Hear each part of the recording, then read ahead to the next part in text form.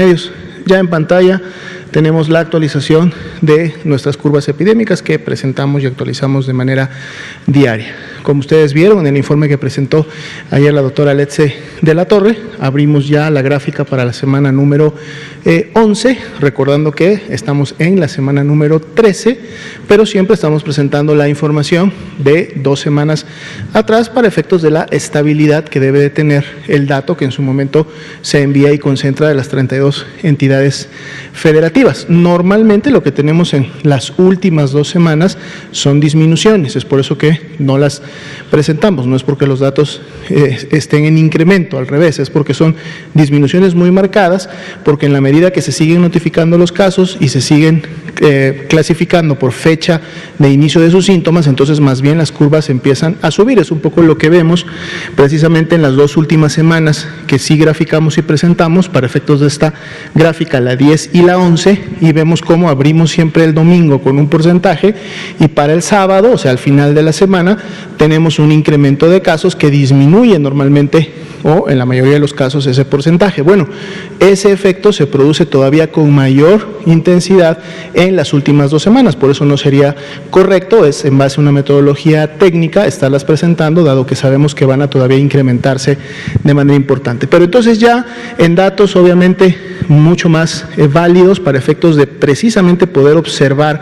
cuál es el comportamiento de la epidemia, que es el que estamos representando en la curva de color azul. Ya entonces al abrir la semana número 11 podemos decir que tenemos 2 meses y medio, es decir 10 semanas continuas con tendencia descendente, o sea se vuelve nuevamente a abrir esta semana con una disminución. ¿Cuál es esta disminución para las últimas 2 semanas graficadas? Menos 9%. Y sabemos que ese menos 9% muy probablemente pueda ir disminuyendo en el transcurso de la semana. Sin embargo, pues resaltamos que para el día de hoy tenemos todavía esta disminución.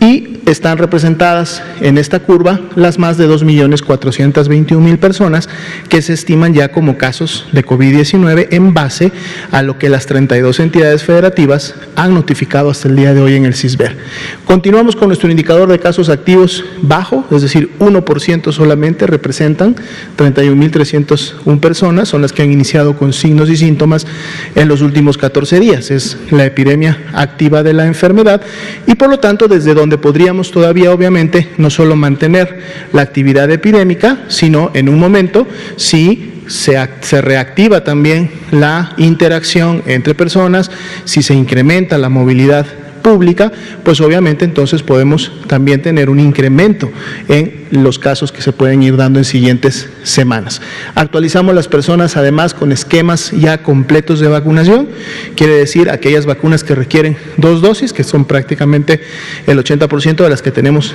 hasta el momento, que ya hayan recibido esas 2 dosis, o obviamente en el caso de la vacuna CanSino, que solamente requiere de una sola dosis, que hayan tenido esta primera. Entonces al día de hoy 850.939 personas ya con esquema completo y por lo tanto estamos esperando que este grupo obviamente contribuya a disminuir la transmisión, porque serían personas que en su momento pues disminuirían estos riesgos precisamente tanto de contagiarse y enfermar, como en su momento de al enfermar tener una carga viral que pueda contagiar suficiente, que pueda contagiar a otras personas.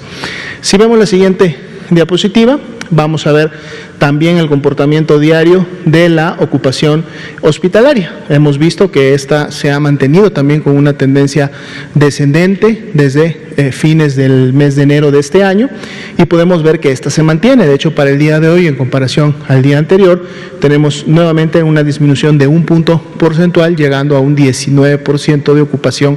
nacional y podemos ver ese comportamiento claramente en las curvas que están disminuyendo y que ya veíamos desde prácticamente hace semana y media, inclusive han disminuido por debajo de lo que en su momento logramos disminuir después de la primera ola. Es decir, la disminución después de la segunda ola es todavía mayor, así como la segunda ola fue mayor en carga de enfermedad, cantidad de casos y personas hospitalizadas, pues bueno,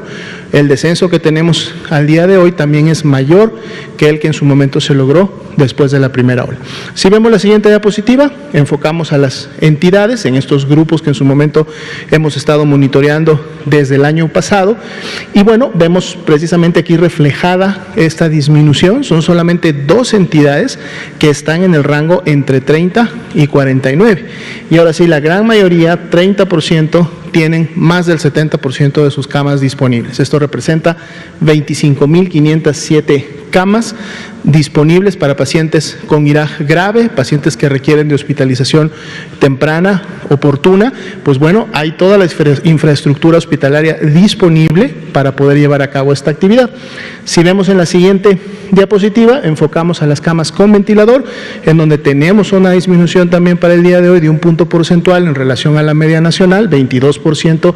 en esta ocupación, y solo 5 entidades que están entre un 30 y un 49, todas por debajo del 50%, y 27 entidades inclusive con menos del 30%, lo cual nos deja 8.225 camas disponibles a nivel nacional. Entonces, dos indicadores importantes: la carga de enfermedad y la cantidad de casos graves y personas hospitalizadas, que continúan disminuyendo, y obviamente nos dan esta señal de control que se tiene en este momento sobre la epidemia de COVID-19. Pero recordemos, esto no debe de ser un aliciente ni debe de ser un sustento para dejar de implementar las medidas de prevención, porque si estamos logrando estas disminuciones que hasta el momento vemos, es porque las medidas de prevención se han estado implementando. Recordemos que todavía quedan muchas personas susceptibles de poder enfermar, contagiarse, enfermar y enfermar inclusive gravemente. Mientras mantengamos medidas de prevención,